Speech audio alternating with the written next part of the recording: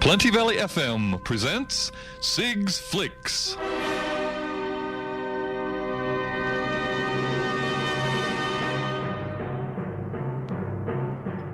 And now is the time that we wake the big man and get him out of bed and bring him on to talk about a movie you might want to watch or not watch this one. So come on up, Sig. Give us your best one for the day. Well, I don't know about the best one, but it was an appropriate introduction because I'm talking about The Exorcist Believer, which has come out 50 years, unbelievable, 50 years after the original Exorcist, which was a stunningly scary movie way back in 1973. But this is the sixth installment of various Exorcist films over the years. And no, it's not very good. They apparently paid mega bucks to get the rights to this, and it's expected to be a trilogy, but the jury is out whether they're going to make it through the other ones or whether they will be any good. But we have a return of Ellen Burstyn, who's 90 years old. She plays Reagan's mother from the original Exorcist, you may remember. And no, I've never watched it. Oh, I've never seen it. Nope. Very scary movie. That's why I haven't watched it. Yeah, yeah. Time to have a look at that one, possibly if you haven't, because it's pretty good. But this one, not so much. I'll get Steve to talk about it later in his God's Not Dead. Yeah, he could cover, I think, the I'm sure. But Ellen Burstyn and Linda Blair, both Linda Blair, who played the young girl in the original Exorcist, they both got Academy Award nominations, but they didn't win. But Ellen Burstyn is 90 years old now, and she apparently came back, didn't want to do the sequel to this one, and they offered her double the money. And she has said on record she took this role purely for the money so she could donate it to charity. I thought it would take her through to her retirement. Yeah, well, 90 years old, fantastic. She's in very little, obviously. And in this one, we have two young girls, 13-year-old girls in this one, in particular one, directed by David Gordon Green, who has done a few comedies and dramas and various things, a couple of Halloween films, so he's good at the horror films, I guess, but not particularly in this one. The script is pretty average on this one. He wrote with Peter Sattler, and people say strange things, wondering what is evil, and the setup for this one is pretty average when we have these two young girls, 13-year-old girls. They're gorgeous young girls. They're pretty playful and just young and innocent, as gorgeous as you can imagine. And they go missing in the woods for 3 days, and they find them 3 days later hiding in the barn. And what's going on? We have one of the girls' father is a widower, and he's an atheist, and he's we have early on in the film, we have when she was born, we have a situation where there's an earthquake and the mother is injured, and the doctors tell him, and they don't elaborate on this, that he has to choose between the baby or the wife, which one's going to live, because they can't save them both. So it's clear that the little girl survives, and we have 13 years later, she's off with their friend. They come back. When they come back, of course, they're a bit different, and it appears they're possessed, and we have various things going through. We have where they contact Ellen Burstyn, who is once again the mother of Reagan, the original one, the 90-year-old woman who looks pretty good, really, 50 years ago, incredible. And she's now an expert on this because she wonders what's going on. However, she admits she wasn't at the exorcism of the original one, but she certainly was there for the side effects and all the goings on. And we have all the expected things like demonic voices and the voices of people trying to exorcise them, when a couple of religious people come in. We have a lot of swearing and head swiveling, of course. Rolling, lots of blood everywhere, and of course there's the projectile vomiting, which you'd expect. And this time it's a double exorcism, but it's not nearly as good as the first one. And there's some really good, clever use of the original Tubular Bells, Michael Oldfield's music soundtrack, which is a bit haunting and mysterious, which is brought back. So we wish them all the luck with this, but I'm not so sure. You guys might want to check it out, see what you think, and decide for yourself. But I wasn't particularly impressed. It's pretty by the numbers, really. I mean, we've seen it before, and it goes much similar to the other one, but not quite as well. So it's not quite as scary when you got a few jump start scares, and the girls get really demonically possessed, and they're good at what they do. But we've seen this, and maybe not. So once again, we wish them all the luck in the 2 sequels coming up. You never know. Well, good luck, Sig. I couldn't even sit through 5 seconds of it. Yeah, really? Well, that's not on your list, I'm sure. Right, and I just noticed that Miranda is played by Jennifer Nettles. I wonder if she's in relation to that English actor that was in one of the crime movies, crime series on UK TV. Oh, John Nettles. Not sure. Yeah. I'll have to check one out. Yeah. There could be a connection there. Now, talk about connections. We've got some 3 film festivals on at the moment, or coming up.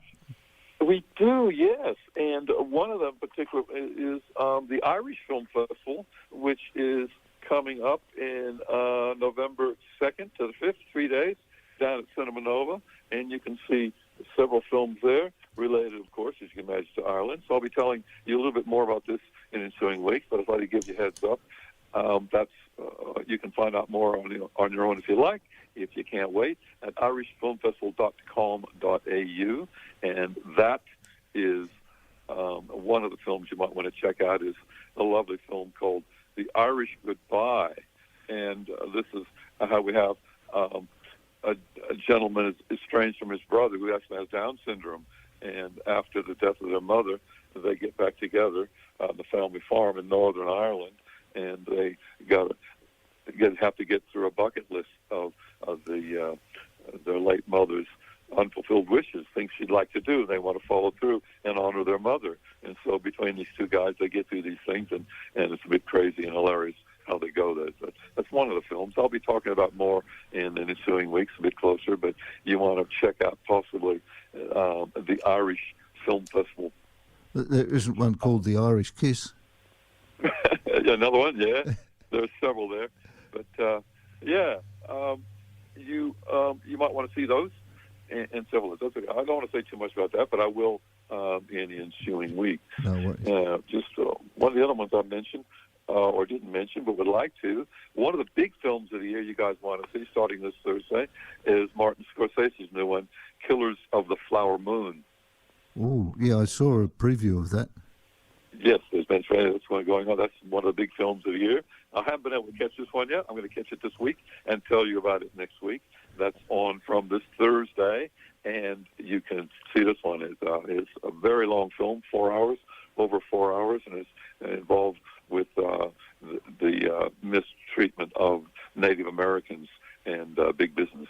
Starring once again with Scorsese, we have Leonardo DiCaprio and Robert De Niro. So check that one out. It's coming from this Thursday. Highly recommended. We'll hear from you on that one next week. Yes.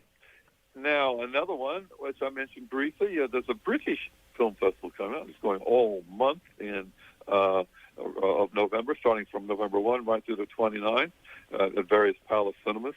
And this one, you can see many films, of course, related to things British. One I'm really looking forward to is I've got a really good documentary on Alfred Hitchcock. And this shows excerpts and interviews about every one of his films, and they go through many things and a lot of insight. And we have director Mark Cousins looking at this, and he does a pretty good job of going through all these things. So there's been so many things said about him over the years, so I'm sure there'll be new things here and a combination of insights into that master film director. Another film you might want to check out at the British Film Festival coming up 1 November, we have Pretty Red Dress. And this is an incredible story of music featuring Tina Turner, actually, in this one. and this is an incredible story in South London about a woman looking at her past and present and how things revolve around a glorious red dress of the title. If you want to find out a little bit more about this one, you can check it out at the website, all one word, as you know the routine, britishfilmfestival.com.au, and there's several films there. Another quick one I want to say is The Old Oak, and this looks interesting because we've got a publican is looking on holding on to a small town pub, and things happen and things organize, get a bit crazy when Syrian refugees arrive and they're looking for asylum. And this is a new work from Ken Loach, a veteran, a British filmmaker who likes to do a lot of films in realism situations. And so this is a pretty heartfelt story about how the publican helps these people out and go through there. So several films you might want to check out at the British Film Festival. And last but not least, we have the Italian Film Festival is still screening for the last few days, and there's several films you might want to see there, and some of them are being released now.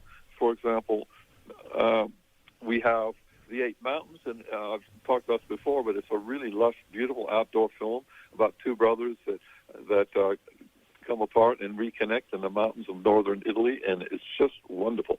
Very, very good photography, and the relationship between the two brothers is pretty poignant as they develop various things and reunite after being separated. One goes away and the other one stays in the mountains, and they have to come to grips with relationships with their families and things like this. And so that is quite good. And another one, which you might want to see, that opens in November, so I'll mention a bit more about this one. But it's Kidnapped. This is a story of back in mid-1800s, a young boy was kidnapped under the guise that he was baptized secretly by the maid of the family, and they didn't know this. He may or may not have been baptized, but the church said this, and they kidnapped him and raised him as a Catholic. And they didn't like that because they're Jewish people, and they tried for many years to get him back. Based on a true story, once again.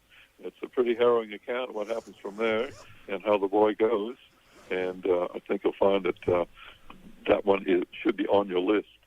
Another film. They run through to the 25th of October. Yeah.